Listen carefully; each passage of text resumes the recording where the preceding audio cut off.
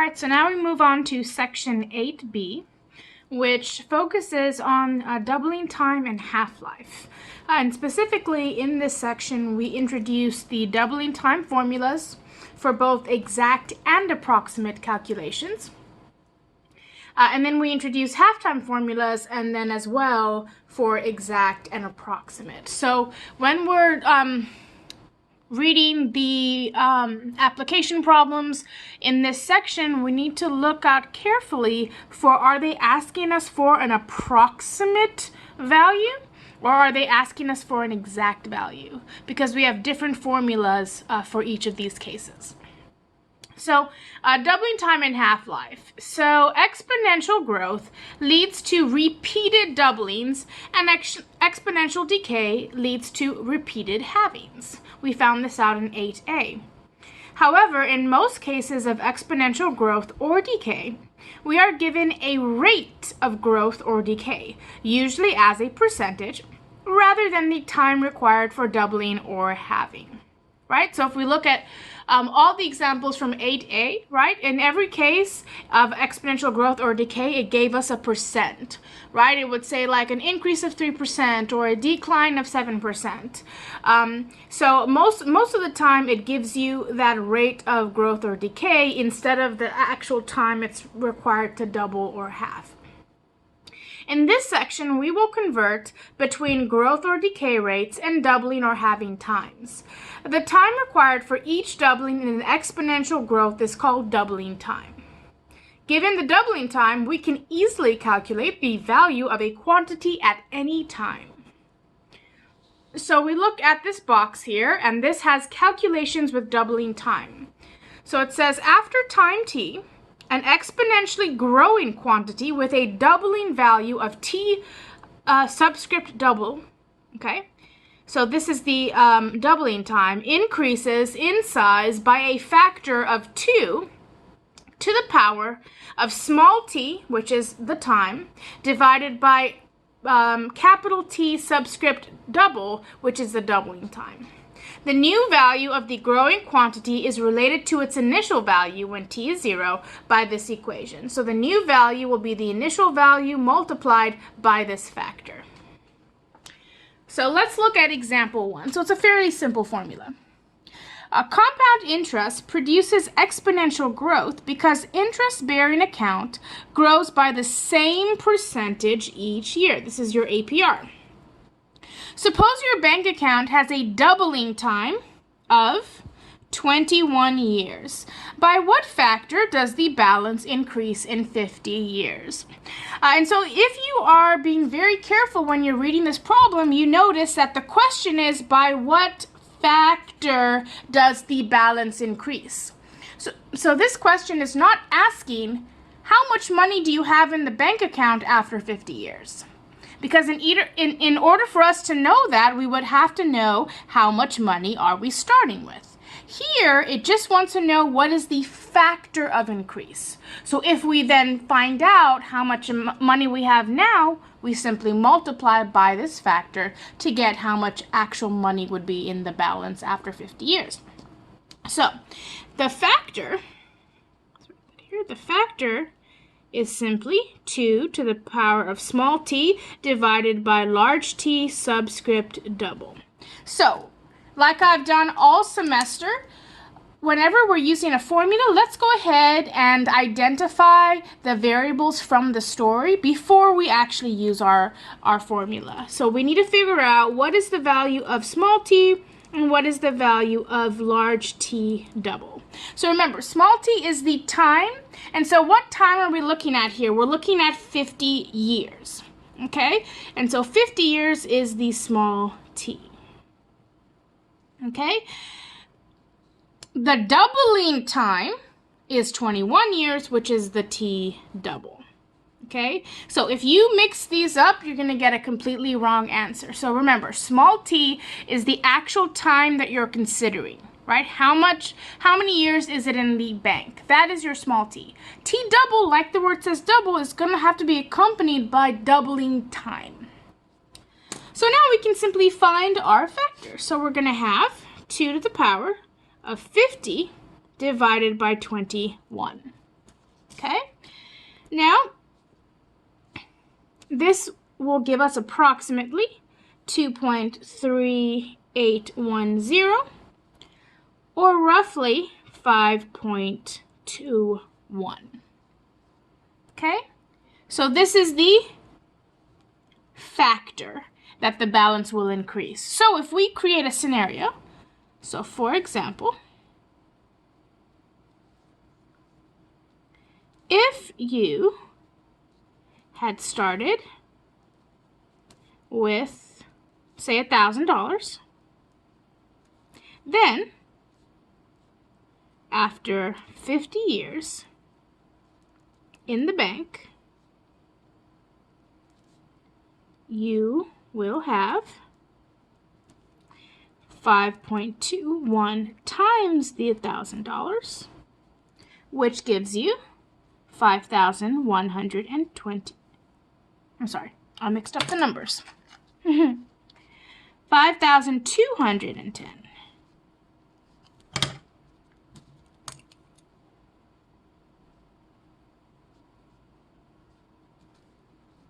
Okay?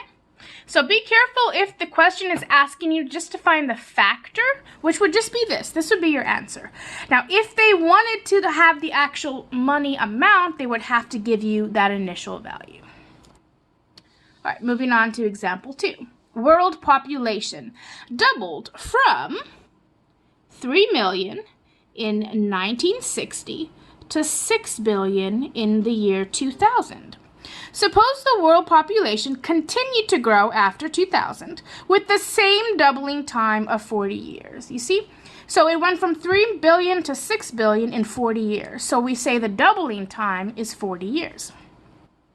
What would the population be in 2050? Okay? So here we need to identify, so they're actually asking us for the population. They're not asking us for the factor, which means we need to find the initial value, small t and capital T double, so that we can use the equation to find the population. So we're going to need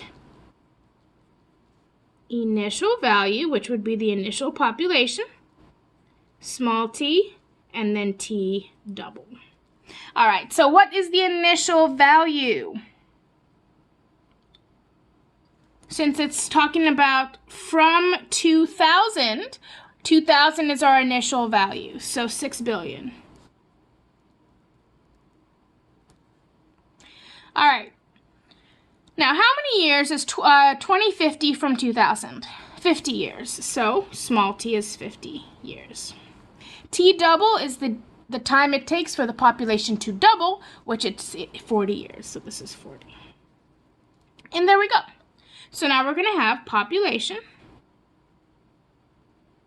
I'm going to put here 2050 equals, and we're going to have, right, looking back, we take the initial value and we multiply it by the factor. So we're going to take our initial value, which is 6 billion. So I'm just going to write it like this instead of having to write out 9 zeros. And then we're going to multiply it by that factor. So we have 2 to the power. On the top goes small t, which is 50. And on the bottom goes the t double, which is 40. All right. So simplify it a tiny bit. Or you could just enter it all in your calculator. It just depends on how fancy of a calculator you have. And at this point, we can just put this into the calculator. And this gives us approximately 14.3 billion. So, following the same trend, right? If nothing changes and our doubling time remains 40 years, by 2050, we should have an estimate of 14.3 billion people. Okay, what would the population be in 2200? Okay, so here we still have to identify those 3 things. Initial value, because again it's asking for population, small t, and then t double. All right, the initial value is the same. We're still compared to 2000, so it's still 6 billion.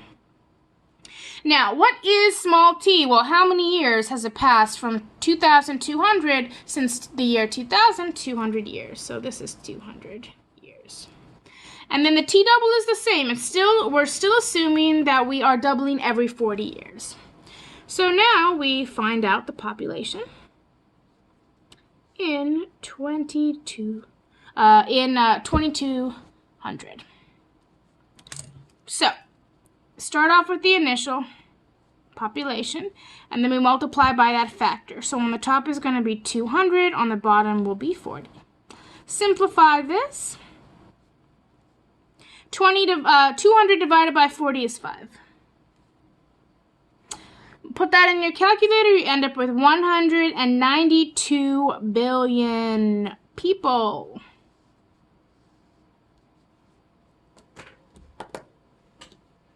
Okay? Now, whether it actually will be 192 billion, we'll only know that once we actually reach this time, because there's many factors that affect the population.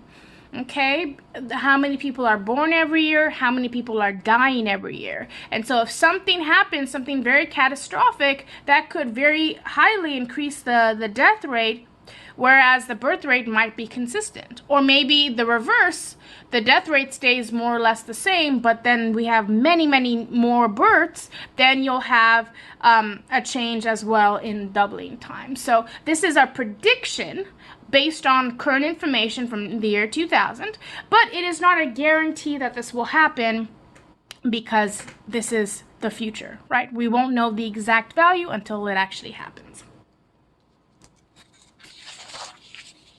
All right, so now let's look at approximate doubling time formula.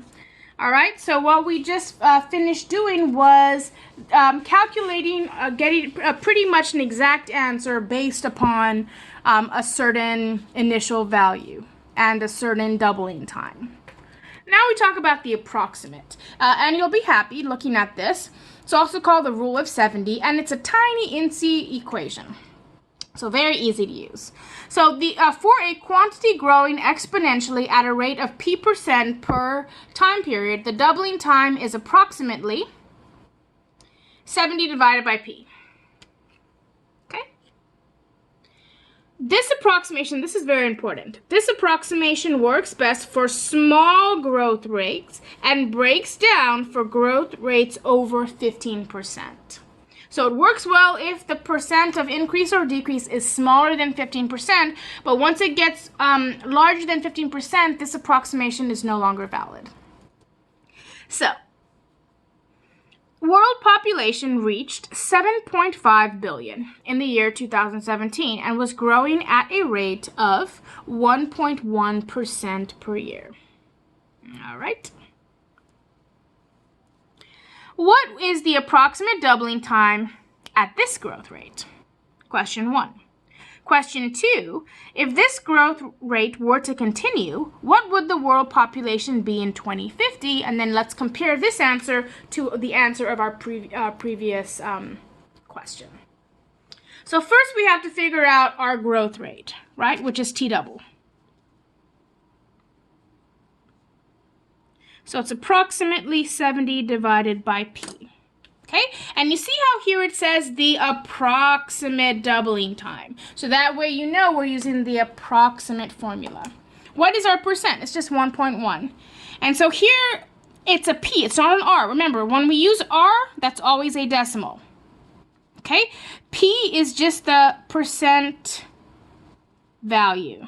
Okay, and so 1.1%, p is just 1.1. You do not change this into a decimal. Only r, the rate, that gets changed into the decimal. So here, we would have 70 divided by 1.1, which is approximately equal to 64 years. In other words, using the world population of 2017 instead of 2000 like the previous question, our doubling time actually takes 64 years instead of just 40 years. So now, using this as our new double time, let's calculate the population. So again, we have to have the initial value, small t, and t double. All right, the initial value is 2017, because that's where this problem starts, which is 7.5 billion. All right, what is small t? Small t is how many years have passed. So, if we are looking at the growth rate were to continue, what would the population be in 2050? Then we would have 33 years have passed, right? Yeah.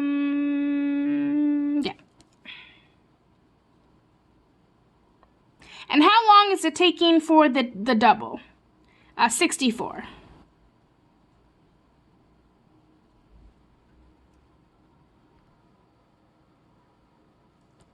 So, if we now plug it into the equation, so we have our population, 2050. We're going to have the initial value, so 7.5 times 10 to the power of 9, so I don't have to write out all my zeros. And then we have to multiply by the factor. So remember, the factor is 2 to the power, small t, which is 33, divided by big T, double, which is 64. All right, if we want to simplify this, 7.5 times 10 to the power of 9 times 2 to the power of 0.5156. So remember, especially whenever you're working with exponential, you want to leave quite a few decimals, if not all of them, right? You can just stick this whole thing into your calculator and that will give you a more accurate, but this will still be pretty accurate as long as you give quite a few decimals. Do not just do 0.5 or 0.51. Give at least 4 decimals if you're going to round it here. Multiply that, and then that gives us approximately 10.7 billion.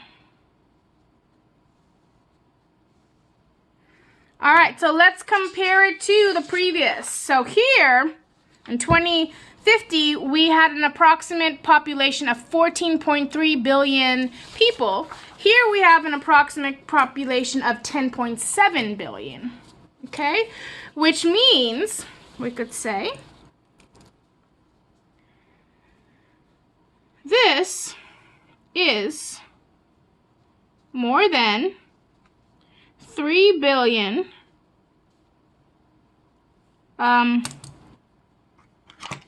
instead of less, let's use the word fewer.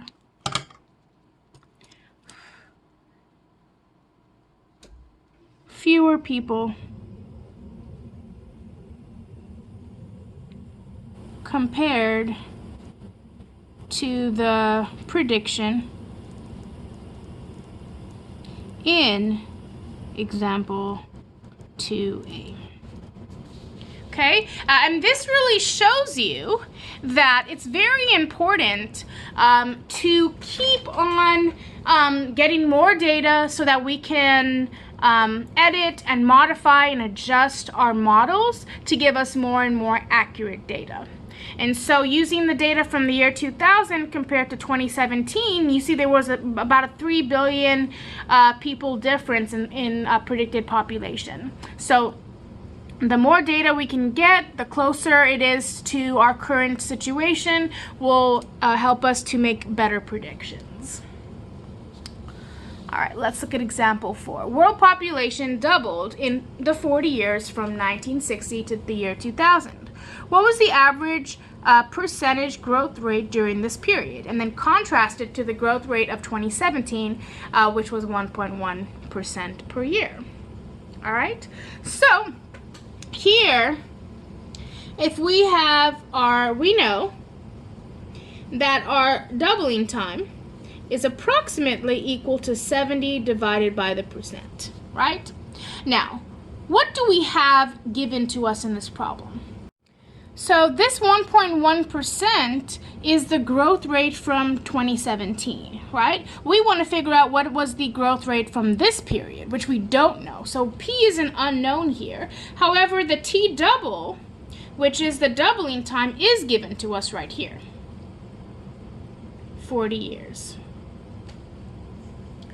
So if we plug it in, we are going to have 40 is approximately equal to 70 divided by P. So now we simply solve for P by multiplying both sides by P. This cancels. Now you're left with 40P is approximately equal to 70. Last step, divide both sides by 40. So now you end up with P is approximately equal to 1.75%.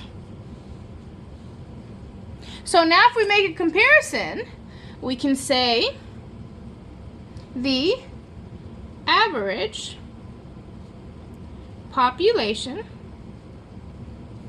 growth rate from 1960 to 2000 is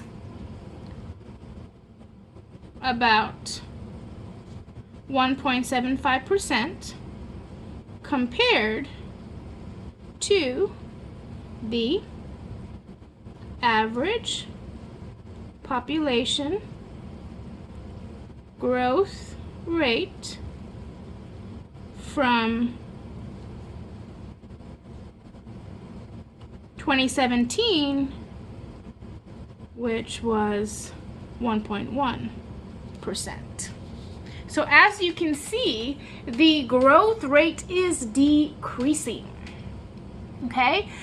So think about why. So if you think about people from 1960 to the year 2000, they were having, in general, a lot more children than we were having now.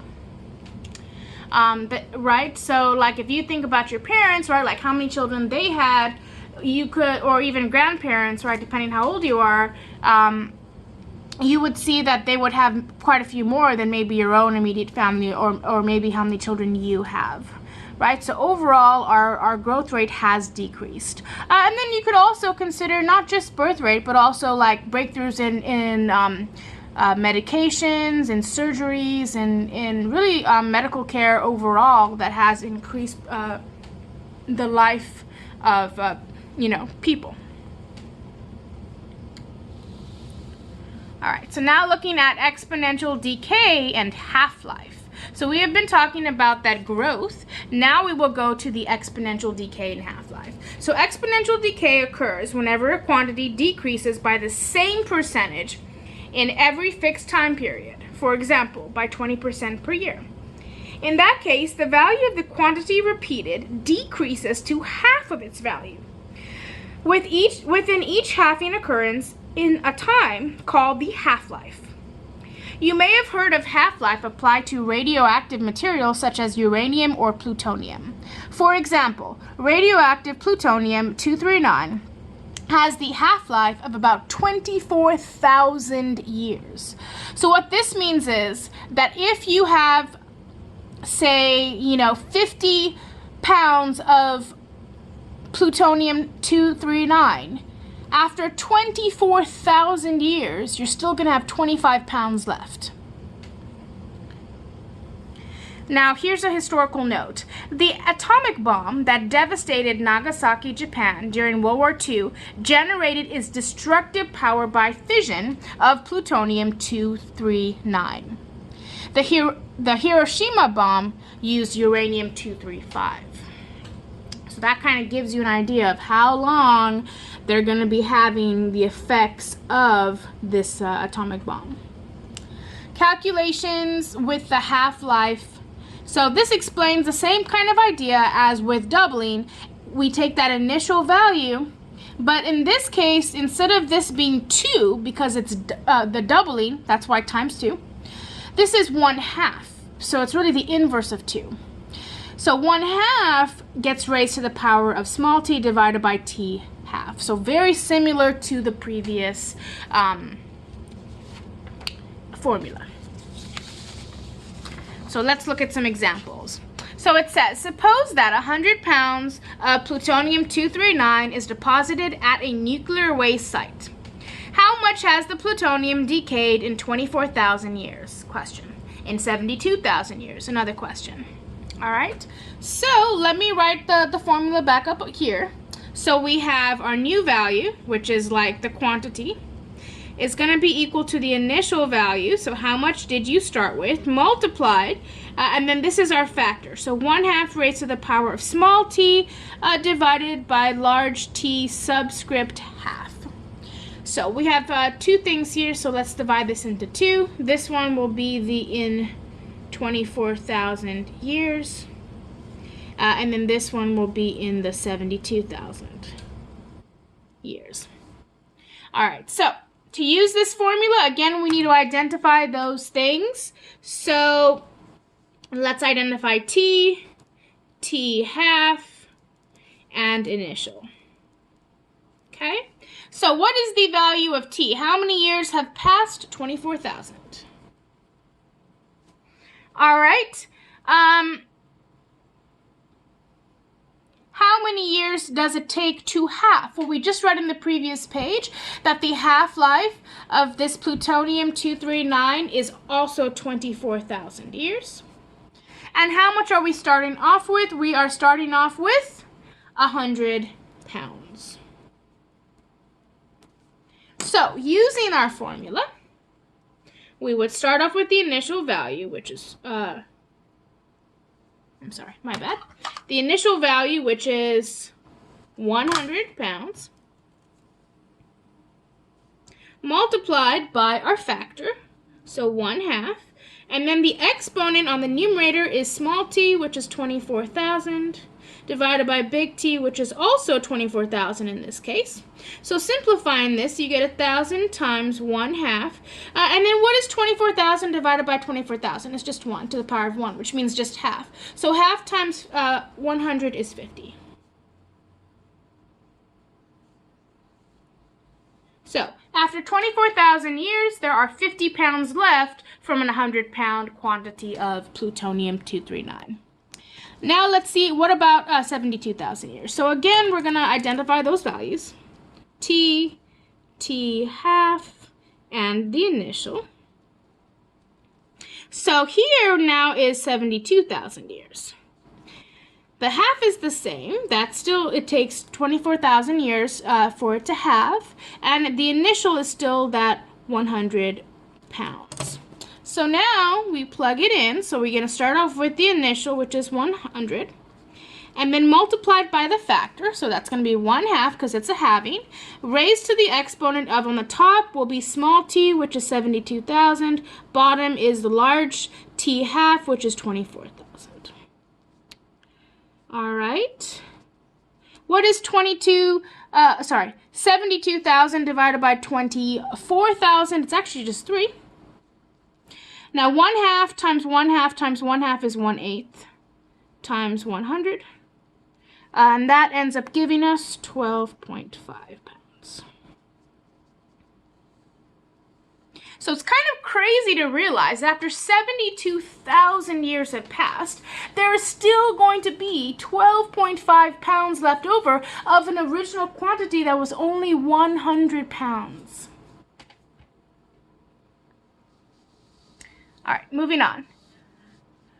Example 6. Radioactive carbon-14 has a half-life of about 5,700 years. So it takes 5,700 years for this to halve.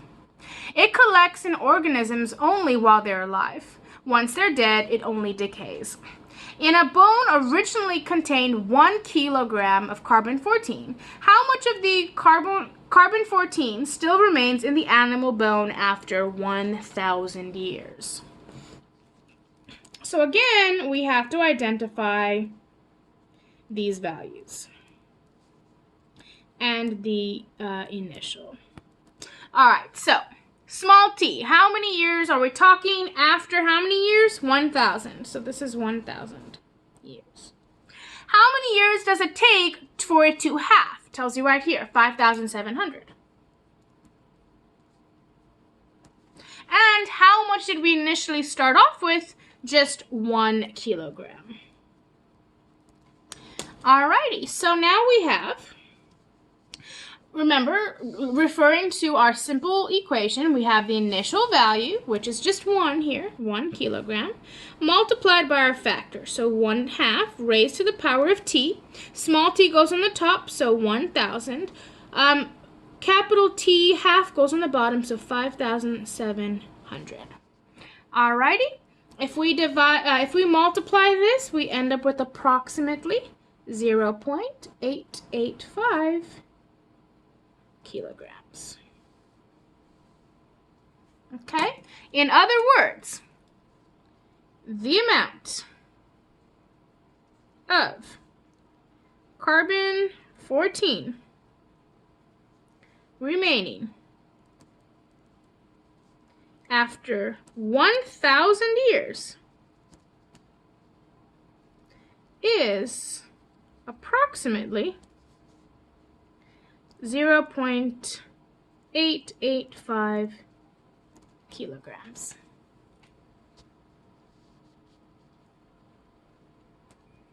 All right, let's look at one more. Suppose that the 100 pounds of plutonium-239 is deposited at a nuclear waste site. How much of it will still be present 100,000 years? So, do you even think there will be any left after 100,000 years? So, make your prediction. All right, and now let's find out. So, we still find the same thing. Let's go with the initial value, the time that has passed, and then the time it takes for it to halve. So, the initial value is 100 pounds.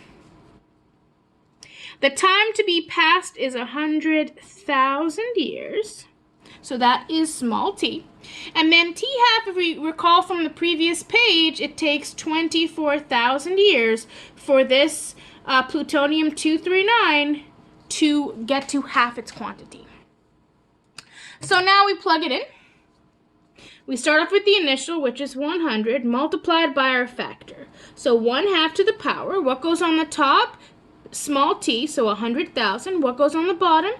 Big T half, so 24,000. All right. If we plug this into the calculator, we get approximately 5.6 pounds. So we could say after 100,000 years, there will still be about 5.6 pounds of the original 100 pounds of plutonium-239.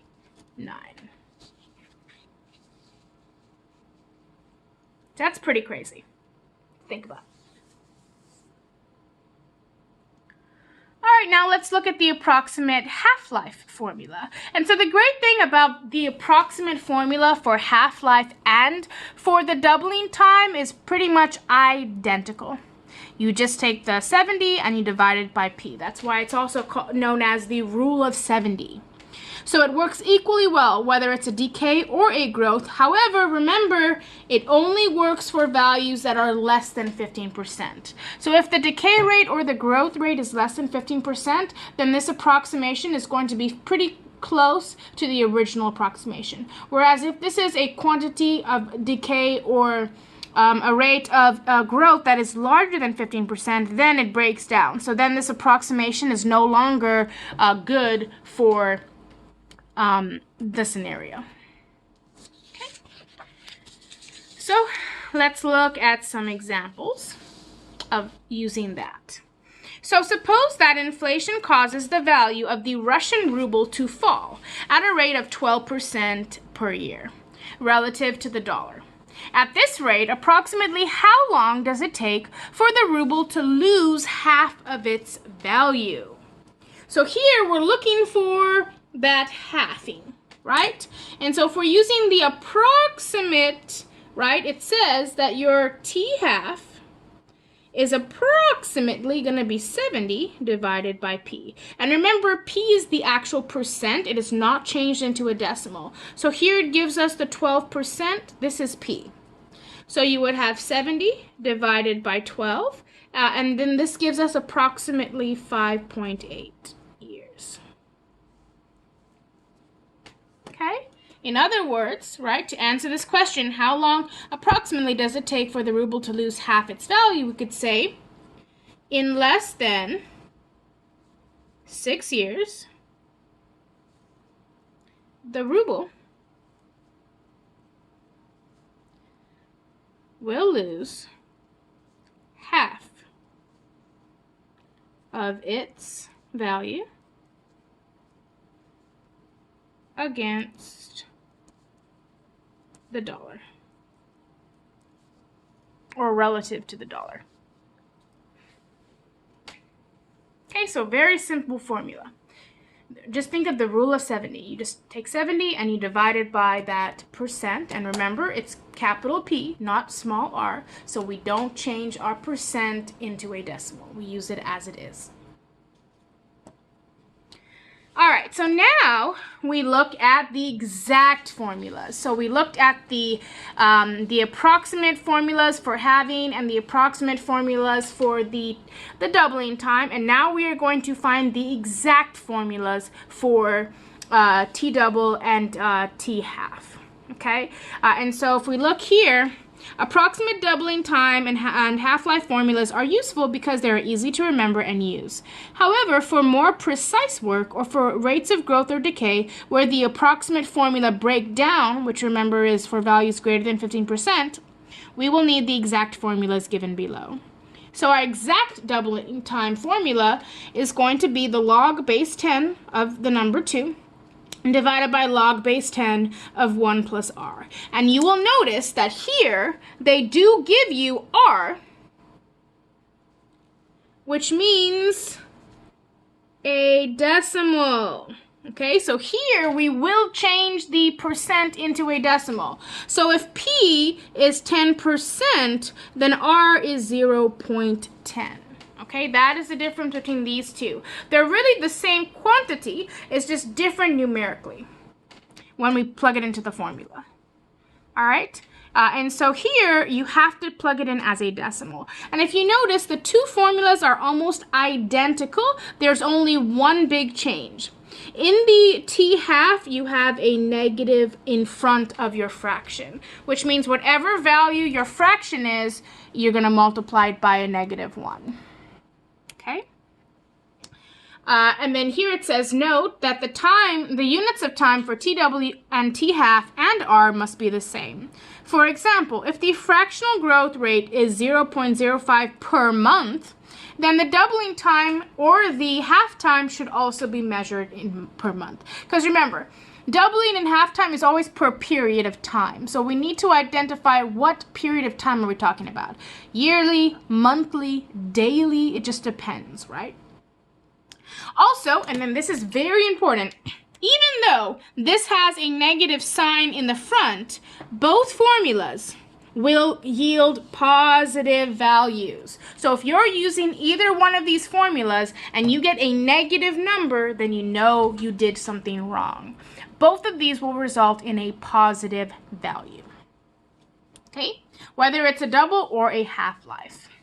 So now let's apply these formulas. So you will find log. Log base 10 is the typical log that you see on your calculator or that you even see on your phone. Okay, and log base 10 will just be log, like that. It won't, on your calculator or even on your phone, it won't give you anything here because that's the common logarithm, which is base 10. Okay, so don't worry about the small 10. It is understood. Just like when we do like a square root, we don't have to put the 2 here because we automatically assume that if there's nothing here, it is a square root. It's the same thing with logarithms. All right, and so in contemporary math, we don't really get into, solving logarithms or anything like that. We just use it, and this is a very simple formula with all you have to do is just press log. So don't worry about that. So let's look at our first example here. So a population of rats is growing at a rate of 80% per month. Find the exact, and see, this is the key thing. So in the previous problems, it would say find the approximate doubling time or find the approximate half-life. Here it says find the exact doubling time. So now you know which formula I should look for, the exact doubling time formula. And then compare it with the doubling time found with the approximate doubling time formula. All right, so here we're going to find both. We're going to find the exact and we're going to find the approximate, and we'll be able to we're going to be able to compare it. So let's start out with the exact. Alrighty, so The only thing we have to, for this formula, there's only one variable, and that's r. So if we have 80%, what does that mean for r? It means r is 0.80.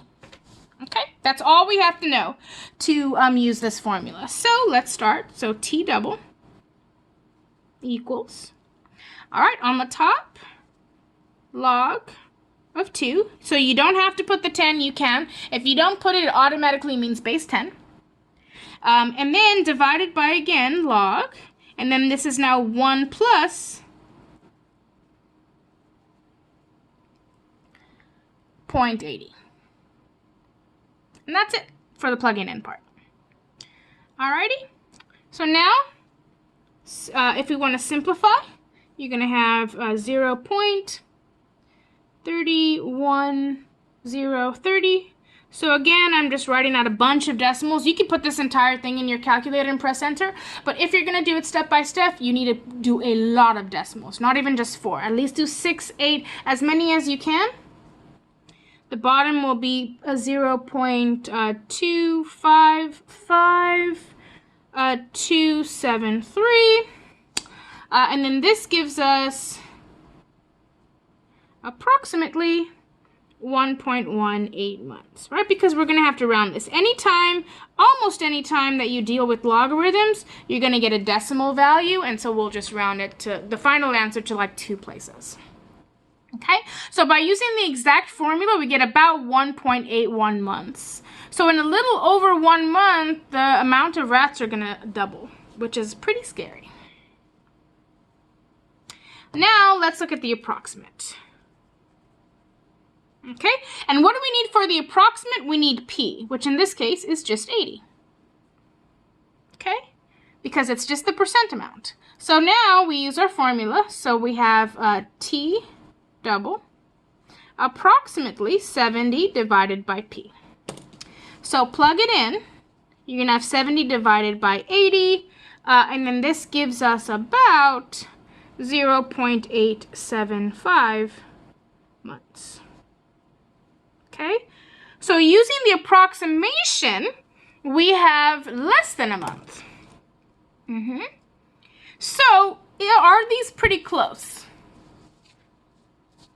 No, they're not. Why?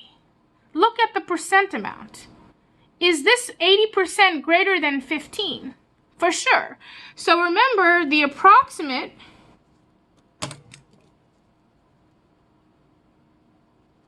formula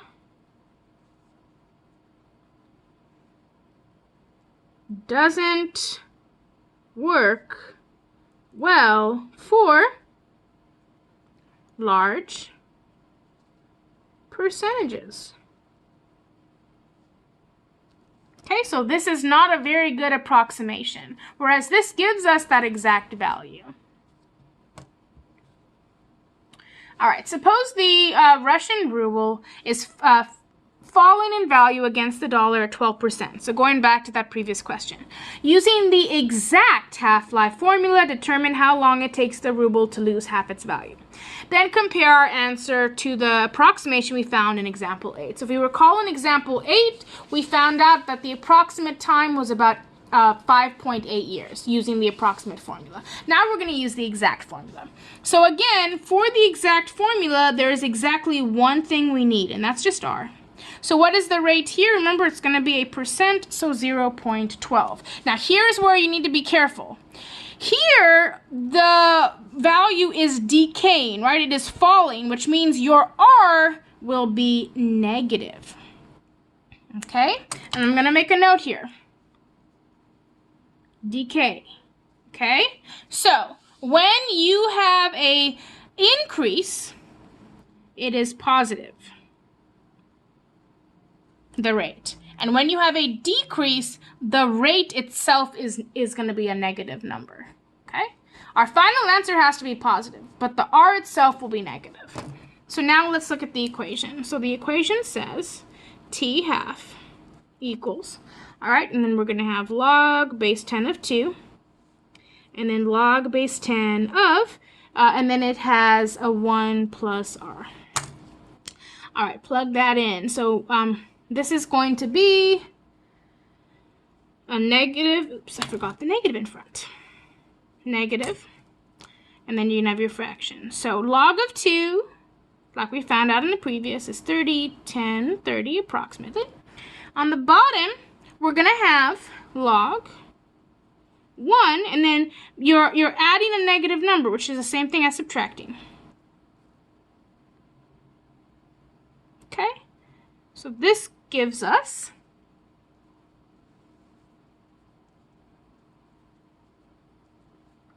right, and then this is now negative. Divide that, we get approximately 5.42 years. Okay, and remember, I'm going to write this again.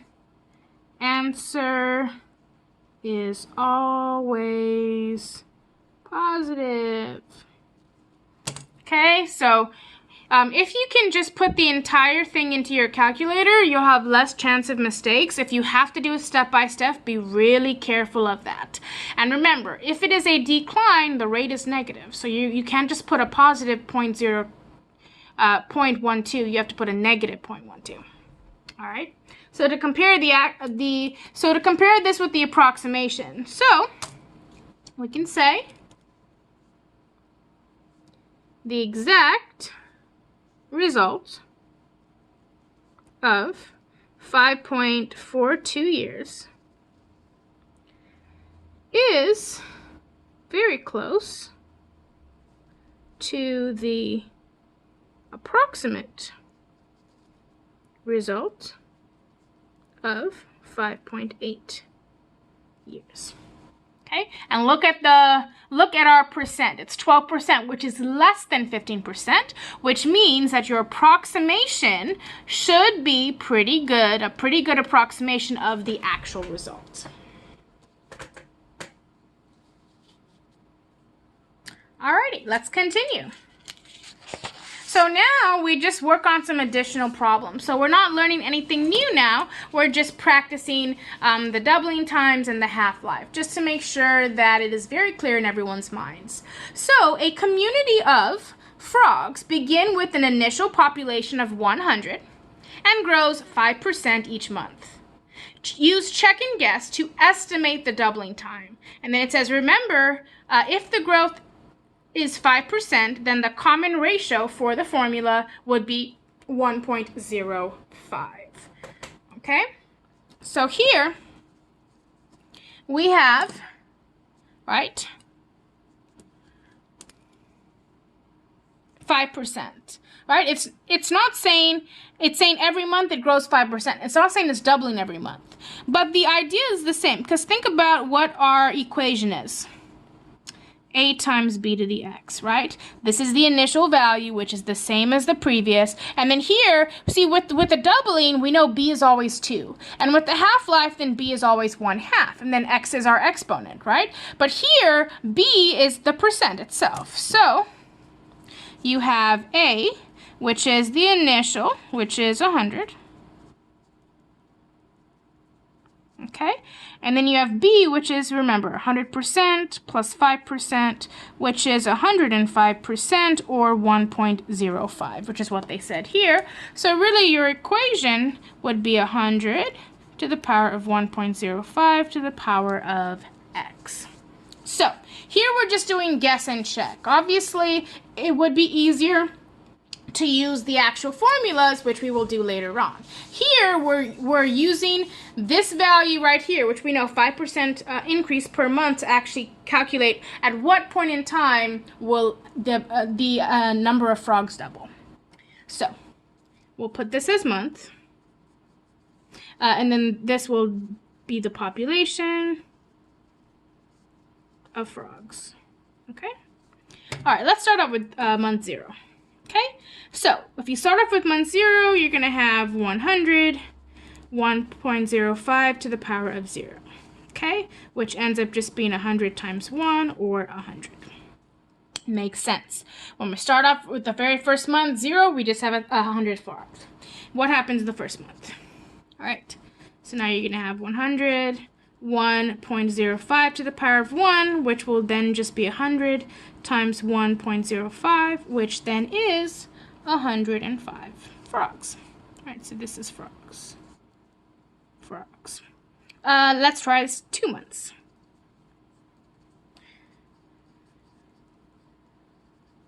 All right, you can also just put this entire thing in your calculator, and that should give you. Okay, of course, if we were actually to write this as an answer, we wouldn't say there's 110.25 frogs. We'd just say there's about 110 frogs, right? But here we're just using the math to give us an exact value here.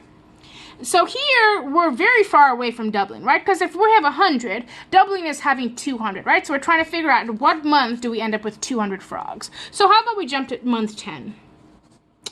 So if you have 100 and then the 5% growth, and then this is now 10. Put that in your calculator, you get 162 frogs. So we're getting closer. How about jumping to 15? So we would do 100 and then 1.05 to the power of 15. Plug that in, you end up with 207.89. Now this amount here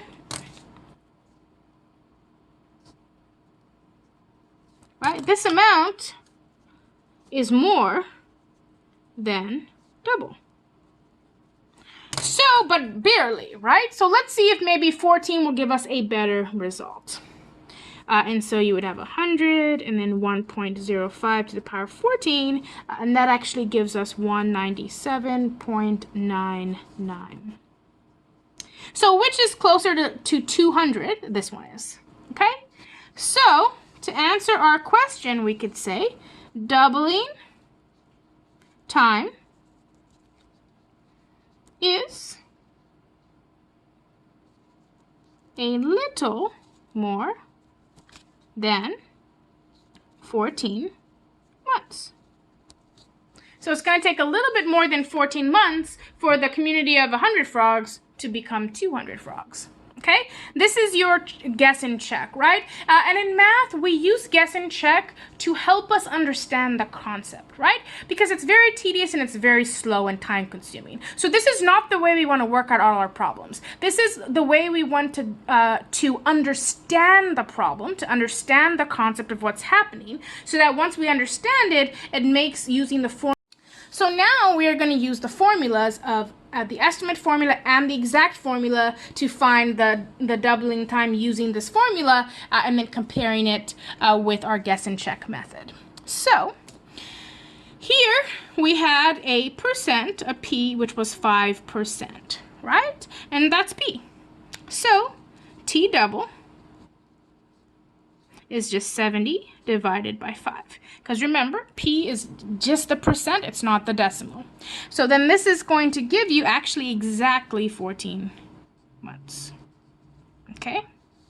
So using the approximate formula, we get 14 months, which is a little bit less than what we would actually get here. But very, very close.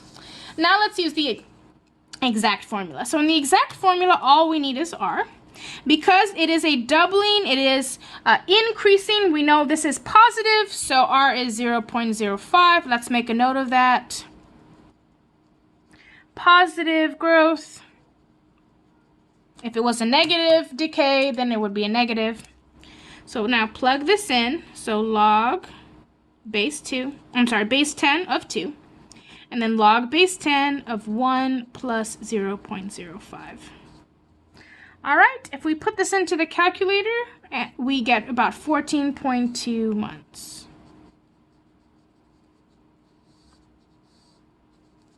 All right, so if you compare it, you see here we got how many frogs would be if it was exactly 14 months. And here it tells you about 14.2 months would give you that exact time of 200.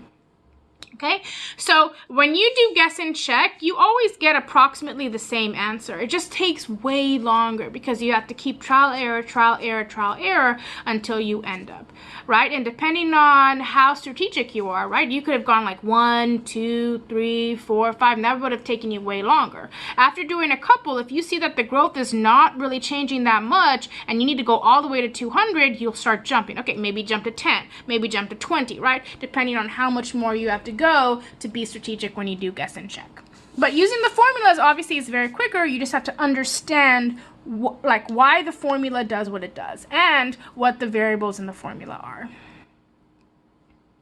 All right, so part 2, a cleanup project is reducing the concentration of the pollutant in the water supply with a 3.5 decrease each week. So we are going to use the approximate formula to estimate the half-life, and then we are going to use the exact formula to estimate the half-life. Okay, so here P is 3.5%, and regardless of whether it's an increase or a decrease, P is always positive. Okay, it's only R that is going to be positive or negative depending on if it's a growth or a decay. So here we would plug this in, so 70 divided by 3.5, and that gives us approximately 20 weeks. All right, now if we find R, well, R is going to be a decimal, so 0.035, and it's going to be negative, and why? Because this is a decay, which is negative. Okay, so plugging it into the formula, we have T half equals negative, don't forget, then log base 10 of 2 divided by log base 10, and then 1, and because it's negative, it'll be minus 0.035. All right, if you were to plug this into your calculator, we would get about 19.5 weeks. Okay, so if you look at the approximate formula and the exact formula, you see how they're very close, right? So that means that this is a very good approximation. Now, if we look at the percent, 3.5% is well below that 15%, which tells us that our approximation will be pretty accurate. All right, moving on to our last page. So the number of cells increases at a rate of 3% per day. What is its approximate and exact doubling times? Alrighty, so let's divide this into 2. Alright, so on this side we'll do that exact, and on this side we'll do the approximate. Okay, so how about start with the approximate, because the formula is so easy. And so it's doubling, right? So we're going to have T double approximately 70 divided by P. So all we need here is P, which is just 3%. So we're going to have 70 divided by 3, which gives us approximately 23.3. And this is days, so per days. All right, now let's do the exact. So let me write that formula. So the exact formula for T double, log base 10 of 2, and then log base 10 of 1 plus R. So all we need here is R. Now it is an increase, which means positive, and 3% is going to be 0.03. Okay, so I'm going to put positive because increase. Okay, so plug it in. You have log base 10 of 2 divided by log of 1 plus 0.03. Alrighty, plug that into your calculator and you get approximately 23.4 days. Alright, so these are very, very, very close, right? And then again, right, when you have that that is quite a bit less than 15%, you can be pretty guaranteed that your approximate and exact values are going to be very close. All right, let's look at the last question. So a particular antibiotic is eliminating from the blood. So eliminating is another word for decreasing, right? It's decreasing from the blood at a rate of 15% per hour. What is the half-life of the drug? How many hours does it take for a 100 milligram dose to decrease to 1 milligram in the bloodstream? So this is a two-part problem. So step one is wanting to know what is the half-life, okay? So I'm going to put here, find half-life.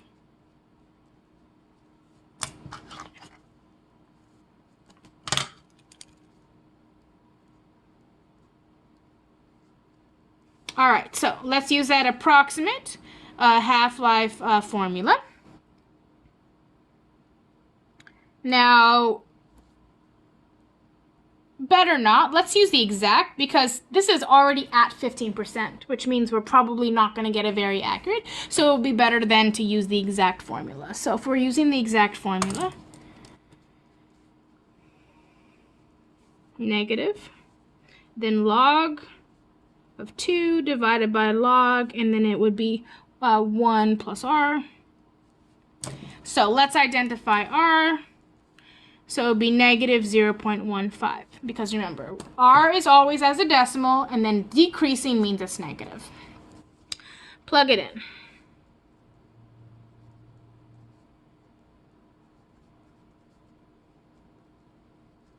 All right, put that in your calculator, and you'll get about 4.3, and this is talking about hours, so 4.3 hours. Okay, in other words, the quantity will decrease 50% to half of the original value after 4.3 hours. Okay, so now the question is, how many hours does it take for a 100 milligram dose to decrease to just 1 milligram? Okay, and so for part 2, we are going to use guess and check. Okay, so remember, when we're trying to figure out an amount, right, we have that formula that says new value equals the initial value, which in this case is 100, multiplied by the factor, right, and this is a half-life, small t divided by large T half. Okay, so our formula would then be initial value, which is 100, times the 1/2.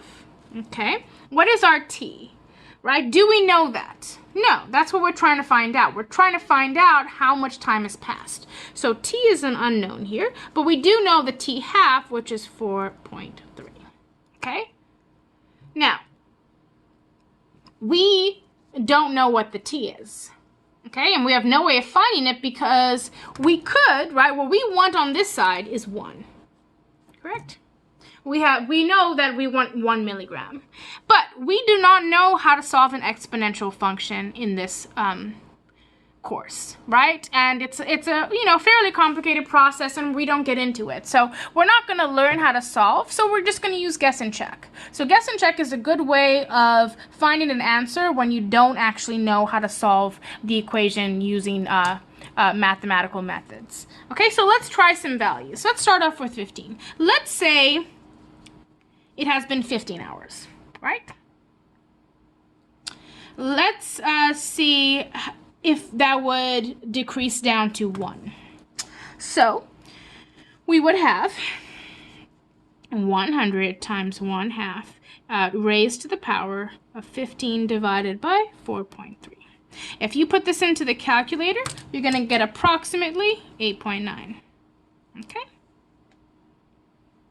These are milligrams, so mg. Now we want to go down to 1, so we still have a ways to go, so how about we jump to 20? So let's see 20 hours. What happens in 20 hours? All right, so you're going to have the original of 100 the halving, and then now it's going to be 20 divided by 4.3. So if you plug that in your calculator, you're going to get about 3.9 milligrams. Okay, so we're getting closer to just 1, but not yet. So let's jump ahead. How about we try 30?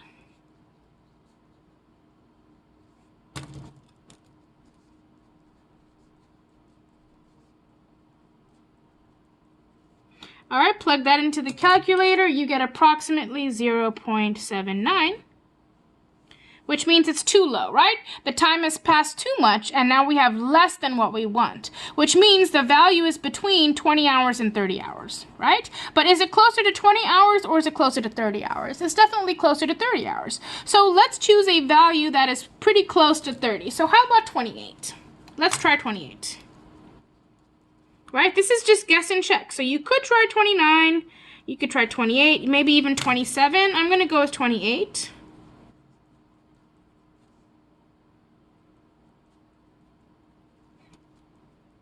All right, so plug that into your calculator, and you actually end up with 1.1 milligrams, okay? Which is definitely close enough for a guess and check method. So, by using guess and check, we found out it takes approximately 28 hours for a 100 milligram dose of this antibiotic to decrease to just 1 milligram into the bloodstream. So pretty much after 28 hours, the effect of the drug is almost gone from the body, and then that's when you'd want to take that second dosage. So to summarize our findings, we could say a 100 milligram dose of antibiotic will decrease to 1 milligram in the bloodstream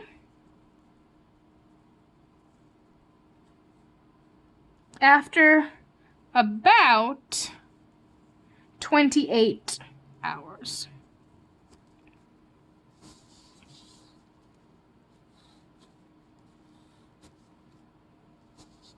Okay, so this is how you use guess and check to find an answer where you don't exactly know how to solve for it. And that is the end of chapter 8, section B.